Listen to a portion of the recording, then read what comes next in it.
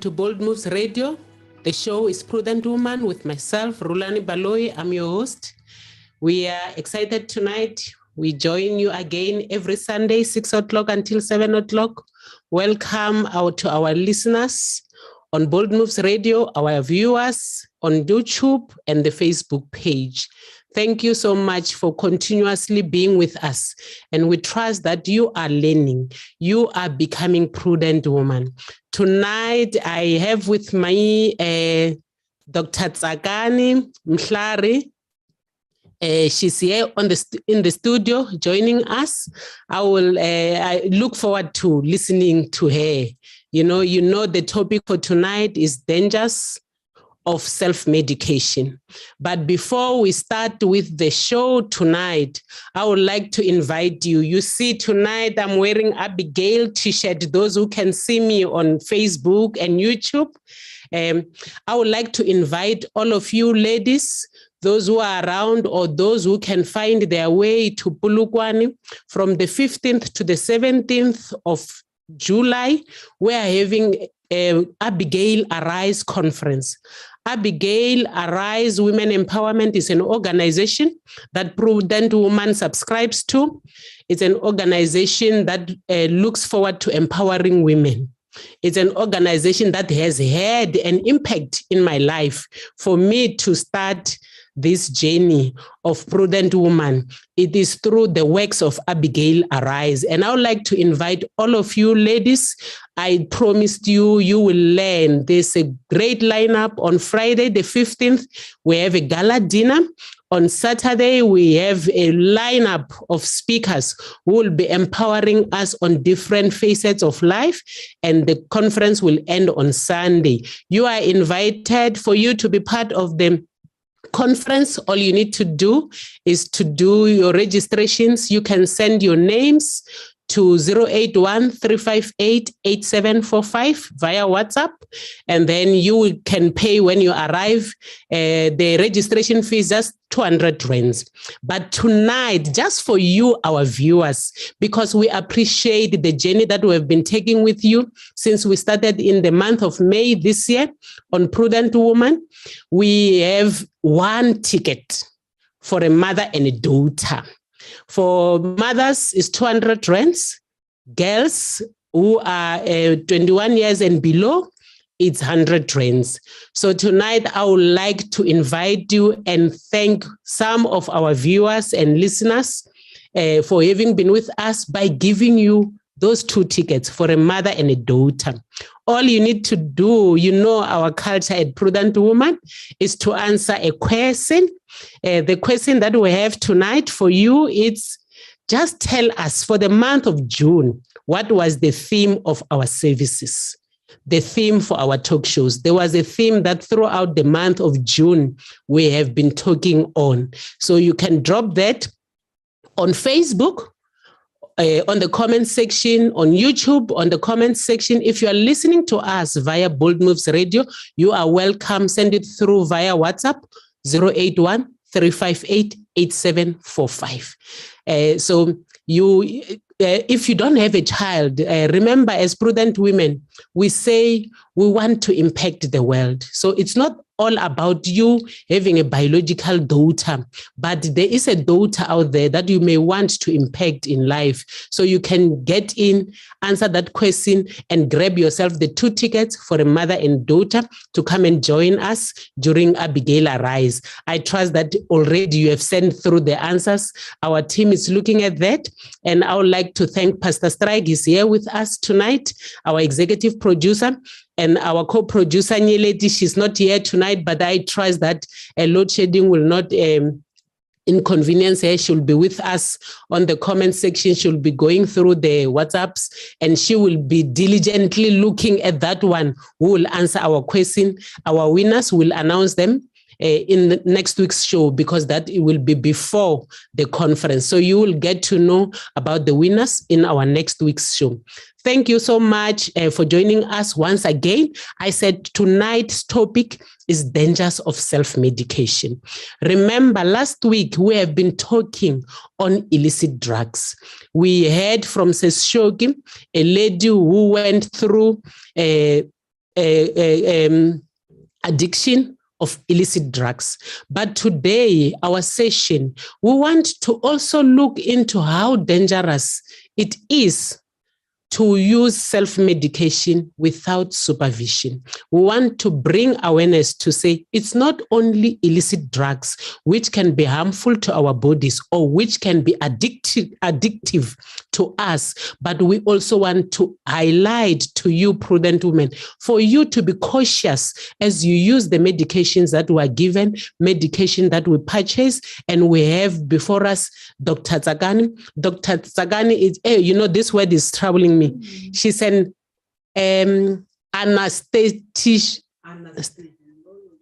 anesthesiologist. She will explain to you what that means is, because already I cannot even pronounce that long word. You know how medical terms are, they tend to be troubling to us. But I would like to welcome Dr. Tsagani. Dr. Tsagani, you are welcome. You can greet our viewers and listeners. Thank you, Rhulani, and thank you to Bold Moves Radio for having me today. Good evening to our viewers. My name is Tsakani Mhlari Masinge, born from Zani. Now I'm married in Kashosane. So today I'll be talking about self-medication with Rhulani. By profession, I'm a medical doctor specialized in anesthesia. So by profession, I'm an anesthesiologist. So currently, I'm the head of a clinical department and academic services of the University of Limpopo. I'm based in Pietersburg, Mankweng Academic Hospital and the University of Limpopo. So I head the university and the tertiary institution of our province. I know, Dr. Tsagani, I know some of the prudent women are already asking, if you can just tell us, what is this anesthesiologist? It's anesthesia. It's when you come to theater for surgery or operation, then we are the ones who put you to sleep. So they joke at work, they say we are the nyaupest. We are the one who knows all these nyaupest, all the drugs to put you to sleep and kill resuscitate and take away the pain. So we are the druggist. Oh, yes. Okay. So today we have someone, a prudent woman. We are so blessed to have all these skills within us as women. And we look forward to learning from you, Dr. Tsagani, this evening. Prudent women, as I've said, our topic tonight is dangers of self-medication. This is a very wide topic, it's too broad, but I would like to invite all of you. Let us participate, send through your comments, let us engage. Those questions that you would like to ask him. I know, as for myself, I know I am guilty already. When I was preparing for this show, because I had to do a little bit of research, I realized that I am guilty as charged. There's a lot of things that we are doing without us knowing what we ought to have done, without the guidance. I realized that something that we thought can be good can tend to bring harm. But I would like to invite Dr. Tsagani for her to just explain to us, when we say someone is self-medicating, what is it that this person is doing? Okay, thank you, Rhulani. According to the World Health Organization, what we call WHO, self-medication is when somebody takes drugs to treat self-diagnosed. You diagnose this disease by yourself. You could have used symptoms that you have in your body or some signs that we've seen in your body. So you use those symptoms, you treat yourself. Or it could be you had a prescription before. They say, take this prescription for 7 days. However, you continue to use that prescribed medication over and above that period that was given for you. Thank you, Cecil. So with what you are saying, I'm asking myself, how different is it from what do they call this? First aid. When I have someone who has been injured in the house, how different is it? Okay.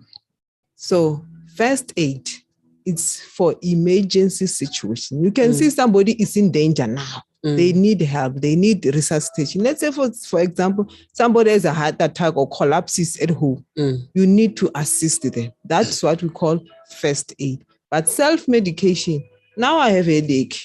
I just decide, okay, I have a headache. And then I hear a friend of mine telling me, last time I had a headache, I used 1, 2, 3. Then I go, I get the same medication, or we even share. Here is in my purse, take it. So you diagnose yourself. My diagnosis is headache. Therefore, I need this medication. So that is self-medication. And when we look at the statistics, self-medication is a global problem.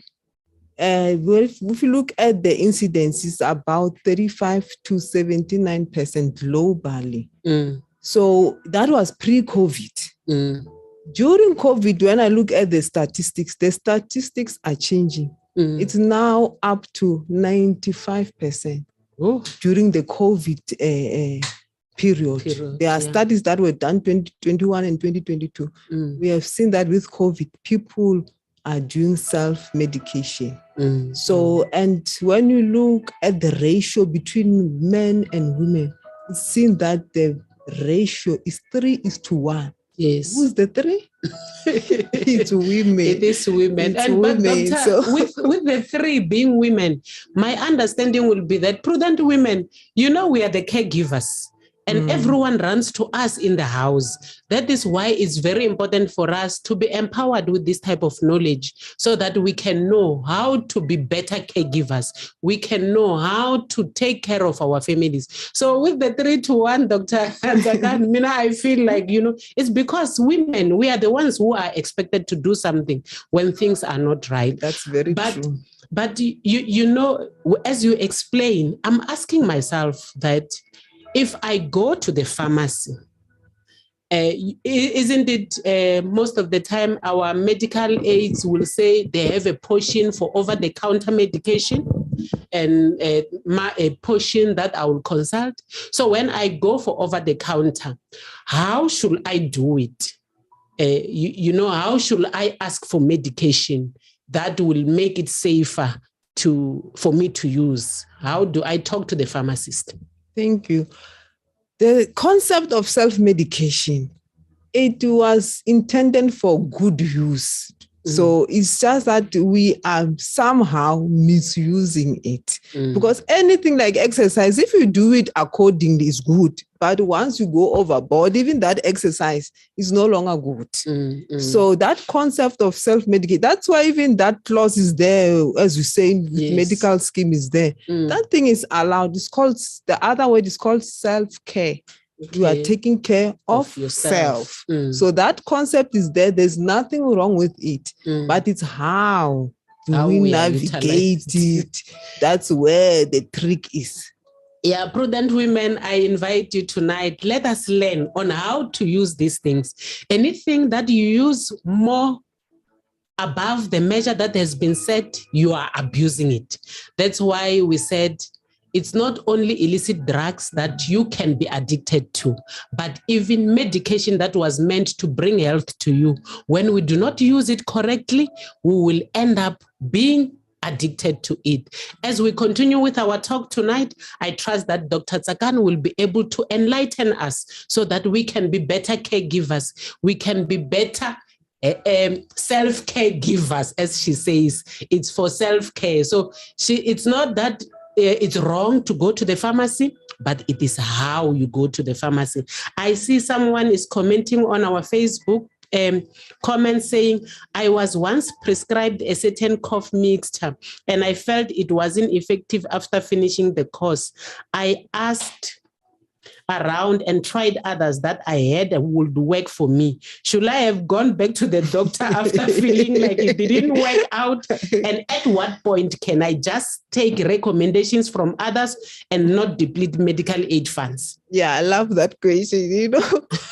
Common colds like flu, as you say, is one of the commonest symptoms. Yes. The number one commonest symptoms that we self-medicate with.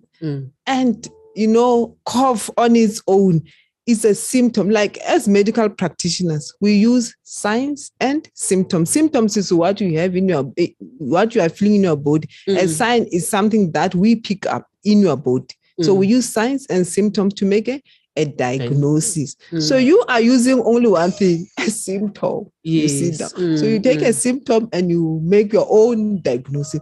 So a cough, you can get more than 1,000 diseases linked to a cough.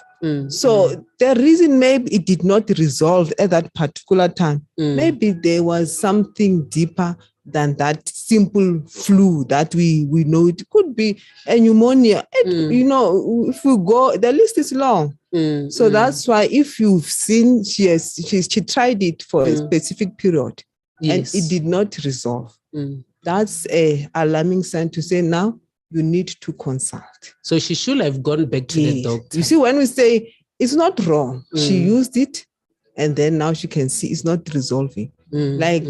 Studies have shown you can self-medicate yourself, but if it's more than a week, then go and consult. Because time in medical issues is very, very critical. You can just think it's a cough, not to scare somebody, because it's a lung cancer. And the more you are sitting with a cancer, it's spreading. It's spreading. It goes with stages. Maybe it was a stage 1. Now it's moving. It's moving at stage 4. By the time you get there, they say, now it's too late. We cannot treat you. So you can start by treating. There's nothing wrong there. You treat yourself. Now it's a week. I'm not getting there. Instead of changing different cough mixture 1, cough mixture 2, 3, seek medical attention. Yeah, I saw a quotation that said, Dr. Tsakan, that said, the internet should not be a replacement for a physician. And I thought that was so true because all of us were guilty. We have all these smart gadgets, you can get to the internet and the temptation is to use the internet to diagnose yourself. So what will you advise in terms of a person who, how I have symptoms, but we tend to get to the doctor. They ask, when did it start? What is it that you are feeling? How important are those questions? I will tell you why I ask these questions. I once took my son for a surgery. And when I got there, fortunately, it was a lady who was helping us complete the forms. And then I wanted to leave the father. And then the lady said, no, maybe both of you can stay. But if one has to go, it was during COVID. If one has to go, I need the mother to be here because I know mothers know almost everything about these children. So as we were conversing there, she's asking me, is he allergic and all these things? The temptation is to rush through these questions and answer. But for some reason, when she said, is he allergic? I remembered an incident that happened to us. He ate something and within minutes, he was swollen the whole body. We were in a mall. I ran through a mall looking for a doctor. When I got to the doctor, they said they can't even touch us. We have to go to the hospital. And when I explained that, and then that lady looked at me and said, oh, we thank God you answered that question because should you have not answered, we were going to administer 1, 2, 3 and he's allergic to those. Your son will not wake up. So how important are these questions for us to answer them? Because at times you think it's just, questions, you are completing them. But how important it is? Thank you. When we deal with drugs, they are the intended, the good side of the drug that we want. And we have what we call adverse effects, side effects. That thing you cannot run away from them. They're there in all the drugs. So it could be a simple drug or a complicated drug, but those side effects, they are there. And what we call drug interaction. Most people, they may not know about drug interaction. So drug interaction is when you give maybe more than 2 drugs. And it happens to us, we self-medicate with more than 2 drugs. And sometimes it's food. They will even ask you, are you allergic to certain foods and all those things? So drug interaction, it means if you take 2 drugs, the other drug will make the other one not to work. Okay. You understand? Or actually they are clutching. If I can put it in a simple term, they are fighting each other. So we need to ask all these relevant questions to say, if I give you this certain drug, will you have drug interaction? Will you have side effects? So, and will what I'm prescribing work for this condition? So if we self-medicate ourselves, we don't know about drug interaction. Even food can interact with certain drugs. So, and you don't even know. So that's why it's important to answer these questions appropriately, especially when you go for surgery. For some, if I may come in when it comes to surgery, since I'm in theater. So you may not take food. You may take a multivitamin and food stuff for granted, like garlic, ginkgo, ginkgo biloba, all those things, garlic. You need to tell them, I'm taking garlic. Okay. Especially now with COVID, we're all consuming a lot of garlic. A lot of garlic. So garlic, the reason why were you taking it? If you ask why were you taking it there, it's anticoagulant, it's a blood thinner. So if you don't say it there, you start bleeding too much, then they're busy operating. Now, why this person, and you are sleeping, why are they bleeding nonstop? What is the issue? What is the cause here? So all those simple things that you are taking, tell them, mention. I remember when my mother went for knee operation, replacement. My friends were the anesthetists. So, this is my mother. So now she was taking a simple drug, aspirin. And it was not mentioned. So during the operation, they are surprised. Hey, now they are afraid. It's mother of a colleague. Hey, if something happens, you see now, she started bleeding, pouring. What is wrong with her? They could not understand until the friend asked, hey, your mother is bleeding non-stop. What's wrong? She's on aspirin. Yeah. You see now. Yeah. And we tend to take it light. You take it light. So prudent women, you can hear. Please let us not rush through those papers. They are very, very important. Just like all the papers in life, as we complete them, the terms and conditions, even with our health. Can you just imagine with what Dr. Tsakan was explaining now? You can see those papers are a signature away from either you are alive or you are dead.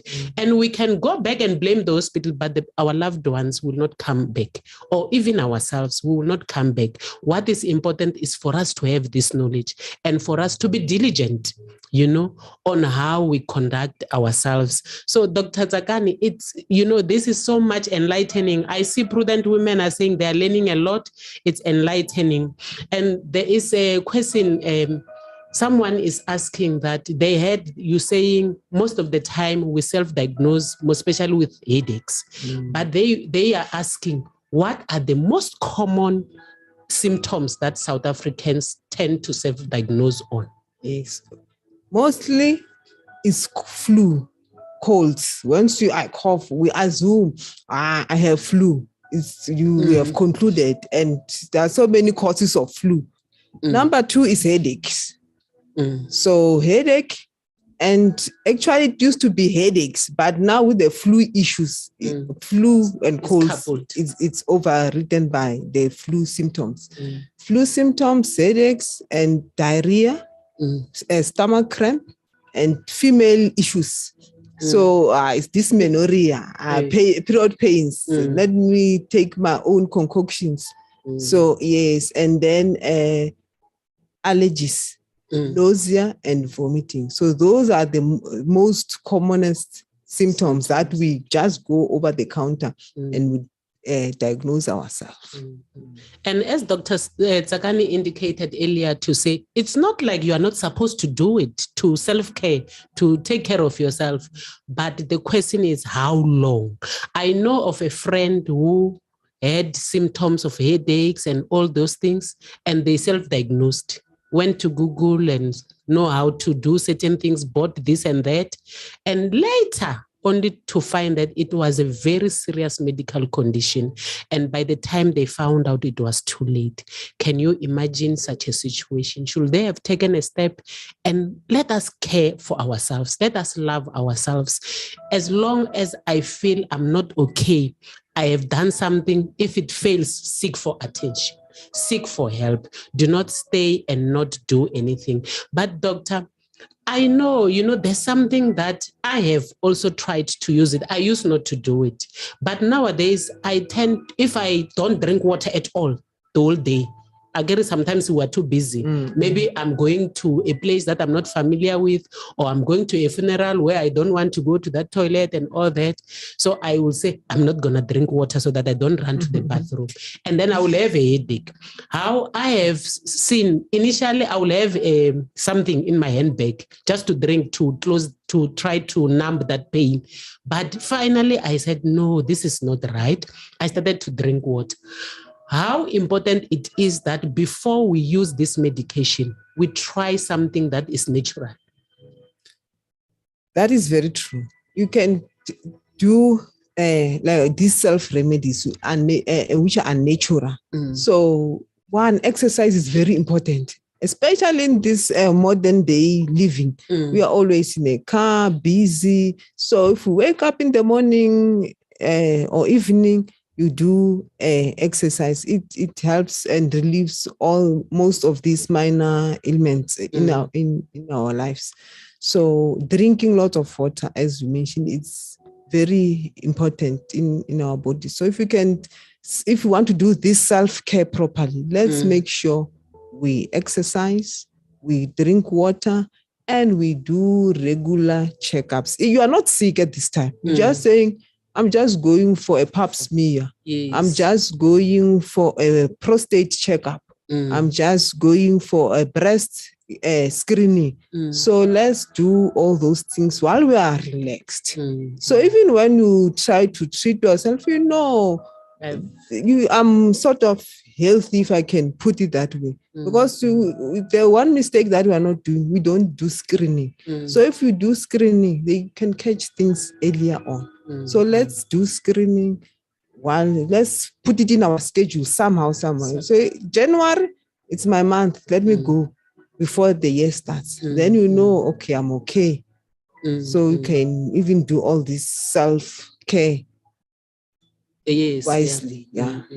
And it's surprising, Doc, because almost a majority of us will drive vehicles, and they will set that car and say at 10,000 kilometers it must come for service. Yes. And you go up and down looking for that money to take this vehicle to service, because should you not service it, it will stop somewhere.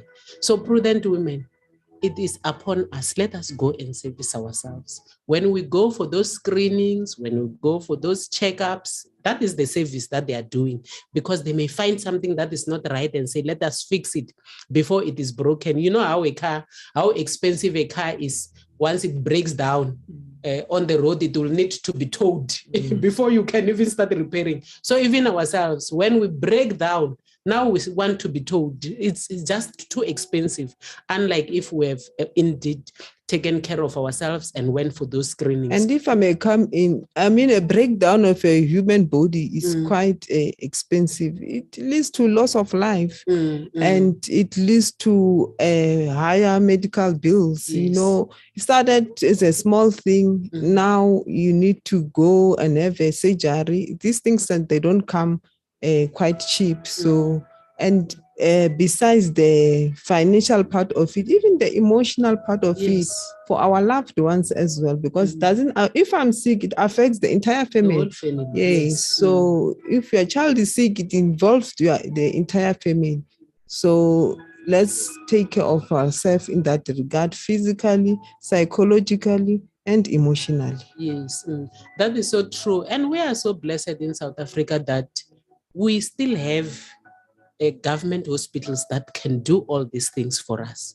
You can go for those screenings, and we should appreciate some of the good things that our government is doing. I know they have reach out programs where even in the most rural areas, you will have a mobile unit coming, and they will say, this is an awareness for breast cancer. We are screening. This is for eyes. This is for this. So it's not about you having the money, but it is about you being aware what needs to be done and taking that initiative to do it.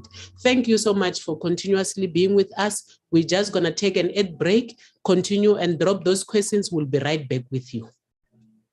Ladies and gentlemen, here it is. Streaming 24/7. 24/7. Bold Moves Radio. Bold Moves Radio. Afrika nakupenda sana. Oh, Afrika nakupenda sana. Thank you so much. You are back with us. The show is Prudent Woman on Bold Moves Radio. Thank you for continuously being with us. The topic for today is the dangers of self-medication. Continue to drop your comments, your questions on our Facebook page, YouTube page, and also on our WhatsApp number, 081-358-8745. Doctor, welcome back. We continue with our topic. We have heard how much important it is for us to continuously go for the screenings, for the scheduled screenings, for us to be able to look at the terms and conditions for the medications that we are taking.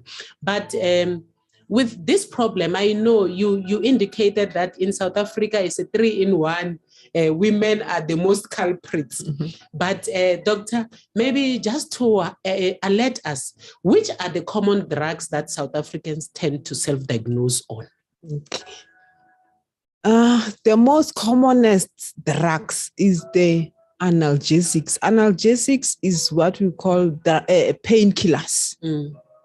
It's analgesics followed by antipyrexicals, things for fever. Child has fever, you go run for self-medication. The third one is antibacterials. Antibacterials is your antibiotics, followed by your laxatives. So again, with antibacterials, it's quite dangerous because antibacterials is things that fight bacteria or viruses in our body, your antibiotics. So if you somehow used antibiotics which was left by your sister from the previous disease that she had, which is similar to yours now, you cause something called a resistance, antibiotic resistance, which is very, very dangerous. It makes that bacteria to get used to that kind of antibiotic. So once we prescribe to the next person, it doesn't work. So you basically causing a global problem, not to yourself, but to others. So you cause what we call resistance. So yeah, those are mostly the commonest drugs that we use. I think number one, why analgesics, painkillers are number one, because it's easy to get them. Yes, they are all over our shops. So even in the grocery shop. In the grocery shop, while you are going to buy grocery, you just pick it. Even if there's no one who's paying at home, but it's part of your grocery. Let me just stock it, have it in case. So so even if I have a small nyana pain, if you just take it, whether I take it according to the right dosage, duration, interval, you don't know. We just keep on drinking and drinking because it's at our disposal. I'm sure in everybody's house we have a painkiller. There's no way. And even in our handbags. In our handbags, we have painkillers. So if I'm driving, I'm feeling crampy because I've been driving for long, I take a painkiller. Not necessarily because I'm in pain, but it's because I need to stand up and stretch. So I'll just take a painkiller. A child comes back from school, I'm not feeling well, I'm because of maybe they're tired, painkiller. So I think that's why they are the number one culprit. You know, I once had an experience, doctor. I had visitors, but it was work related, who we were working with from Germany, 2 ladies. And one evening I said, let me host you so that you can experience what happens in South Africa. When they came that day, I missed one meeting with them. I said my daughter was not well. So they were coming also to check on my daughter. So they were so shocked. It actually scared me. When I took out the medication to give to my daughter, I took out the antibiotic. They said, what is the problem with your daughter? I said, why did they give you an antibiotic? You know, I was so shocked. They are shocked because they know of the problem that I told you, resistance. Yes, because it's a serious thing. They were shocked. They said, so it's this simple. You just use antibiotics. That's simple. So it made me to start understanding that before I go and look for medication, maybe there are certain things I must do to my children, because how they were alarmed said to me, it means this thing is too dangerous. I see someone here is saying there is a myth that traditional medicine is natural and not harmful as opposed to self-medication. So using Western medicine, she's asking if you can enlighten around that issue. So self-medication is not limited to Western medication. Self-medication includes traditional medicine, it involves herbal medication, and it involves Western medication. So all these things are called self-medication. So whether it's a traditional medicine, or is it herbal? Because sometimes we tend to think herbal medication is more safer. It's just herbs. I'm just taking garlic. I told you garlic, you see. Yes. But if taken at the right dosages, garlic is good, for example. If taken at the right dose, whatever that herbal or traditional medicine, it might be good if it's proven and it's given at the right dosages. Sometimes with a traditional medicine, if you need to understand the dosages, so I'm not sure whether they give you to you in grams or what. If it's given at anything given at the right dosages, it's good. It's good. But if I don't have the dosages and the interval, the duration, it becomes a problem. There's a drug that people are taking around to kukune, mahukuru major, something like that. When people are pregnant, they tend to take this makuru major. I think that's what it's called. It's a traditional thing. I'm sure this herb is found on the bushes somewhere. It might be good. They say it helps them to go into labor fast. They don't have to be crying there. They don't have to be crying there for 2 days. Yes. You are surprised they get there. The baby is out, and then you are next door, you are busy crying for 3 days. So, but the danger with that is it doesn't have a dosage. So I may think, okay, I have my crumage. I want it to work faster. And then I take the whole cup. Maybe you need a teaspoon. I don't know how they take it. So these women, they come to the hospital, they present with a ruptured womb. Oh. The womb now isn't that is vigorous. It pushes, tries to push it faster. The womb ruptures. Baby may die inside because now a womb is carrying a lot of blood. The woman loses blood. They come, they have bled out. We have this problem in our province. They have bled out, and women are dying because of what we call postpartum hemorrhage. The gyne, I'm not in the field of gynaes, but I work closely with them because I put those patients to sleep. But they will tell you, the gynecologist, that we see a lot of postpartum hemorrhage, and when they check, those things, they do come along.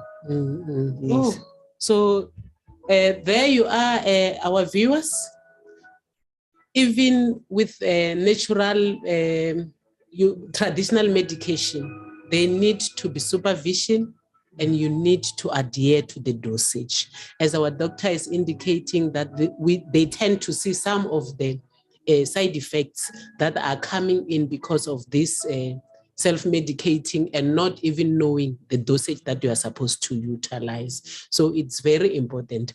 Doctor, just to be able to bring this topic to a better understanding, I just want to request you, if we can zoom into one. I know we don't have enough time.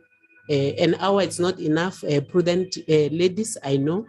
But let us just allow our doctor to just take one case, one thing that can happen with self-diagnosing, one that is more common in our country, just to show what normally will develop. I know you have just shown us with the traditional medicine, but just give us an example of the Western medicine.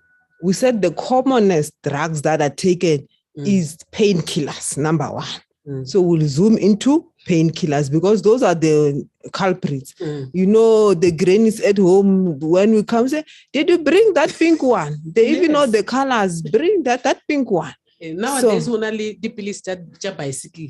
I don't know. It means they have got a bicycle picture outside. So bring them. When you come, don't forget them. Then you go, as the daughter, when you get home, say, hey, they say they need that, the pain medication, you rush and you stock it, pile it there at home. And some of them, we call them non-steroidal anti-inflammatory drugs. It's a group of drugs. I don't want to mention specific drugs. It's a groups of those ones that the grannies, they like. So it's non-steroidal anti-inflammatory drugs. So those drugs, they are good. They are good pain relievers. Their joints are sorted. They are pain-free. They can go fetch wood. Then they have side effects because remember, they are not monitored. Yes. Every time I'm from fetching wood, I'm feeling pain. Take those. After 2 hours, I feel like take another one. Whether I've eaten or not, you don't know whether I must drink before eating or not. You just take. Repeat the same thing again. At the end of the day, maybe you have taken it 5 times. So you keep on taking, and you keep on taking for life because there's no duration. Yes. So that, as I said, everything has a side effect. So it tends to cause ulcers, gastric ulcers, or even bleeding. So somebody may be taking those drugs. Now, I have stomach cramps, Now they have gastric ulcers. Now, because now you are self-medicating. Yes. Yeah, even, take what. You even self-medicate that stomach cramp. Stomach cramp. We see most of our elderly women coming into theater. By the time they present now, they're in bed state, what we call peritonitis. The stomach is distended. The stomach, abdomen is distended, is painful. When they check them, now they have a perforated ulcer. The stomach has a hole. See now, that stomach now has a hole. Food is leaking. Everything is leaking out of the stomach. That's why now the stomach is big. Why? It's caused by that painkiller that they were busy pumping because it's causing gastric ulceration. Now it's a big thing. By the time they come, they lost all their fluids because everything is leaking out. So now when they come, they need to come to theater. You operate. See, now it's a big thing. You operate them. You cut part of the stomach, whatever the surgeons they do, to patch that hole that you have in your stomach. And it's a big thing now. You see, just from a painkiller. Sure. It's a lot that we can discuss from just one painkiller. So that is just an example, especially to my grannies. I just want to plead with them. They like those tablets. Hey, bring the pink one. Yes. So just to say, even if you are drinking those, let's take our mothers once in a while to the doctors to review what could be going on, because it can tend to be a bigger problem. Yes. And again, sorry to come in. You are masking meaning you are sort of covering up the bigger diagnosis. Okay. Yes. So to somebody, because the painkiller never heals, but it just kills that. It kills the pain. I have a headache. The headache goes away for now. Can't I'm having a brain tumor. Yeah. The headache keeps on going away because I'm suppressing it. The tumor keeps on growing because it's not being attended. It's not being attended to. Yes. Prudent women, this is very informative. It's liberating, not only for ourselves, but even for our parents back home. How many times do we take them for a checkup in a year? Do we take them to see that physician just to check what's happening? I'll go back to the example of a vehicle. Even when a car is old, we want it on the road, we keep on taking it for service. We do not say, it is now old, I'm no longer taking it. So let us change the way we are doing things. Instead of bringing in the tablets for our parents, let us take them to go and see a doctor. There are clinics in our villages. Let us take them there just for a checkup. They must not suppress that pain. I see one of the Prudent women saying how correct it is to replace a prescribed medication. If I have gone to the doctor, they've prescribed something, someone comes and say, this one does not really work. How can I replace it with something else? Okay. That is a good question, and it's a very common what is being raised there. So the reason they prescribe that, and especially if there's a medical person, I'm a medical person around my family. So now they prescribe something. They tend to phone. So they prescribed 1, 2, 3. And this one, I don't like it that much. It's not helping. So it's not helping. So since it's not helping, what can I take? Remember, I did not see that patient. So the reason why that person prescribed for them is because they have seen the patient. So even me, even if I'm a medical practitioner, I haven't seen that person. It will be difficult for me to say, let me swap and give you something else. Rather go to and seek a second opinion from another medical doctor than to swap it around. So you are not supposed to swap it around, but you are supposed to go and seek for medical attention. Opinion, yes. And another opinion, if you feel that opinion of that doctor, you are not fully agreeing, or you feel it's not taking you forward. I see some of our mothers here saying, I am addicted to painkillers. But this one, she's our Prudent woman and following us very well. I know we are here to learn, Mama. That's what the show is all about. You cannot know everything, but we keep on learning. And from today, I believe Prudent women, we are not going to self-diagnose. We are going to take care of ourselves, like she said, health care. But then after we realize that it's not going away, we're going to seek for attention. So none of us is going to perish because of lack of information. Here is our doctor. She's giving us information. She's giving us advice on how to go about these things. Doctor, when we go through this topic, one thing that I realize is this big problem is coming because information is out there. We have Mr. Google. We have YouTube. I always say there's nothing that I can stop me. Even to operate an app for the bank, I go to YouTube and view the video. Someone has recorded and sent it there. So it's because information is out there. And I would like to believe this problem may be amongst us who believe we have the resources. Who are the most prevalent culprits of self-medication in our country specifically? The culprits in our country is people who have information in their hands. So if you check research, they will say the educated, they are the ones who are the culprit.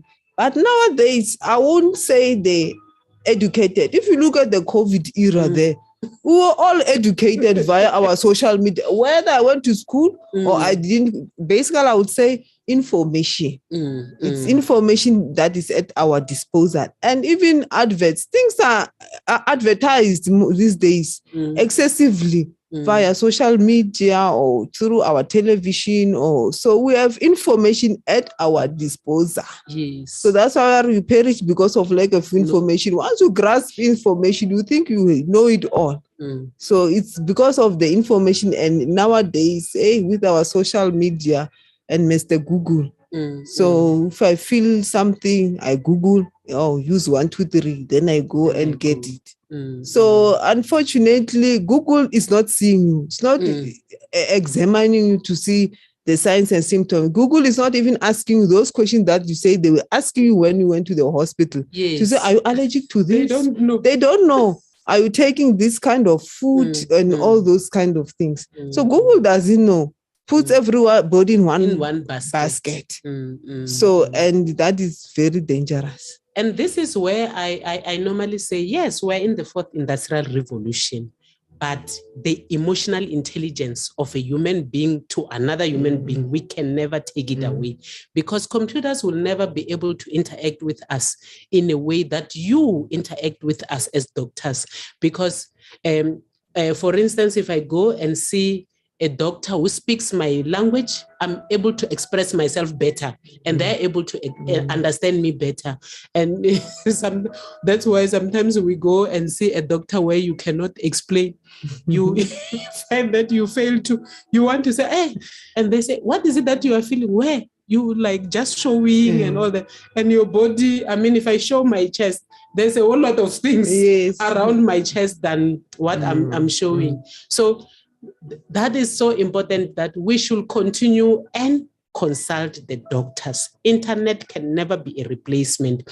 I see the Prudent women here, doctor, making me feel so scared as well. Yes, I felt so guilty. You know, since I started preparing for this show, I felt guilty. They are saying they are feeling so guilty, you know, because a lot of things they've been doing. And one of the Prudent women is asking, does she need a prescription to get multivitamins? Maybe let us generalize it and just address it as immune boosters. Yes. So immune boosters, like we said, it's good to seek for advice because, as we say, all these herbs, they have intended use and also have side effects, just like Western medication. It could be good herbs. They will give you good stuff. So like I was giving an example with garlic. Yes, garlic can make you, it's good, very good. And it has its own side effects. So it's good, especially if you have chronic conditions. But for somebody who's healthy, exercising, all is well, they need a multivitamin. They can go ahead. So it's not, we cannot put everybody in one basket. But people with chronic medication, chronic illnesses, they need to consult, especially pediatrics as well, and neonates.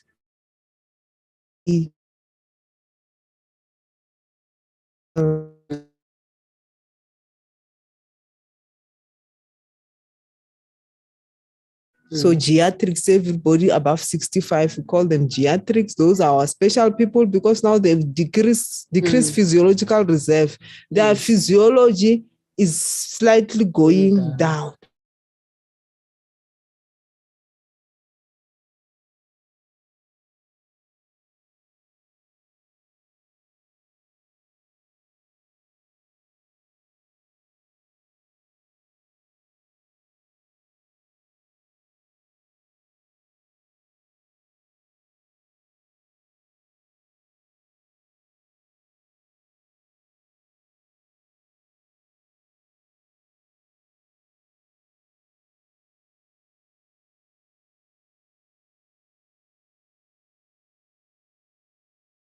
take 2 and then you take 4, you say, it will work faster. It will be a problem. And I've also realized that when we go to the pharmacy, some people there in the aisles, most of the time they will have a tag saying, ask me, or something, health advisor, And I've realized that we are culprits, just like the other day when we had the show ladies, where one of the guests told us how important it is when we get to that clothing shop to ask them to look at you and tell you the right size of a bra. So even with these things, you can get there and ask the pharmacy, the people who are there. The problem is we get there, you just grab, you don't want to interact with them, and they're there to serve us. So let us go out and seek more information before we grab things from a shelf and run away with it. There's a question, Doc. Someone is asking, sometimes it happens. I have a prescription. When I go to the pharmacy, they say the medication is too expensive. You find that I have to pay a huge levy or I must pay from my pocket. And then the pharmacist will advise there's a generic. Is this good for you to go for the generic? So basically, it's about prices and companies. Okay. Yes. So how can I put? So you have this cup. This brand is making it. And then because it's this brand, the price is higher. Then another person can go make a similar thing at a cheap, because these vehicles will both take you from point they will A take to you to point. B. Yes. Okay. Yes. So now this other vehicle, it does move to point B, but of course it's not like that vehicle in the point B. So that's where the difference is. So you can use that. It's no issues. So it's just that's where the vehicles differ, basically, even with these drugs. But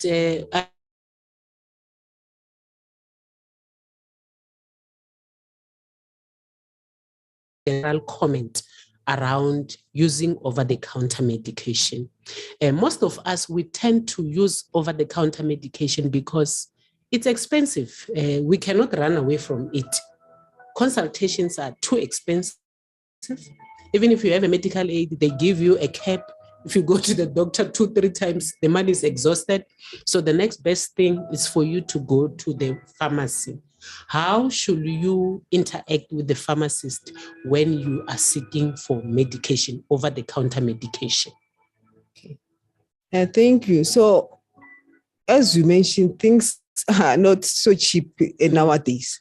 So, over-the-counter, you go for, it's recommended for minor or mild symptoms or minor illnesses. So unfortunately, sometimes we don't even know what is mild and we don't know what is safe. As we said, these symptoms, they carry a lot of things. So you can go over the counter, interact with the pharmacist. If you have chronic illnesses or you're taking chronic medication, inform them.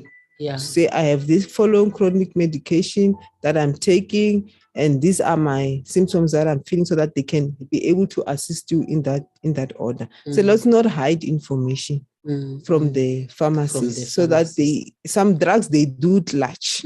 Yes, just like you said initially, to say it's because of the clashes for the drugs that we are taking.